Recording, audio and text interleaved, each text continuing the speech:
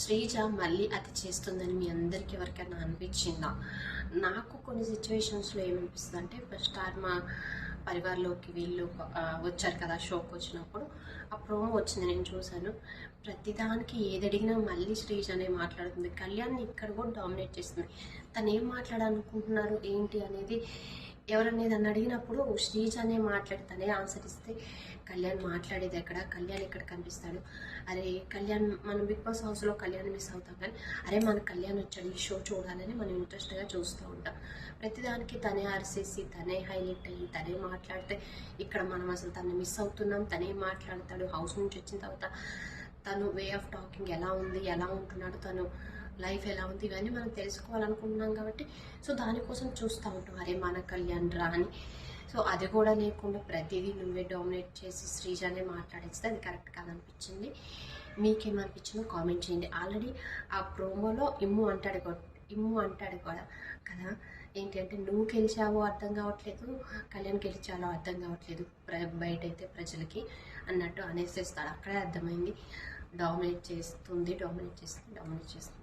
ఈ శ్రీజ వాళ్ళిద్దరి మరి అమ్మాయి హైపర్ ఉంటుంది ఓకే, కానీ హైపర్ ఉంటే కొన్ని సిచ్యువేషన్లో అది పనికిరాదు. ఎందుకు అంటే అవతల వాళ్ళు మాట్లాడాలి, అవతల వాళ్ళు ఏం చెప్పాలనుకుంటున్నారో చెప్పనివ్వాలి, అంతేగాని ప్రతిదీ అమ్మాయి దూరేసి మాట్లాడేస్తే తనేం మాట్లాడాలనుకుంటున్నాడు, తను ఎలా ఉంటున్నాడు అనేది మనకైతే అర్థం కాదు. నాకైతే అనిపించింది శ్రీజ కొంచెం మళ్ళీ అది చేస్తుంది. కొంచెం తగ్గించుకుంటే అంటే తను ఏ విధంగా నేనేమి బ్యాడ్గా ఏం అనట్లేదు, కాకపోతే అమ్మాయి హైపర్ ఉంటుంది ఓకే, కొన్ని సిచ్యువేషన్స్లోనే మాట్లాడితే బాగుంటుంది. వాళ్ళిద్దరి మధ్యన బాండింగ్ కూడా బాగుంటుంది.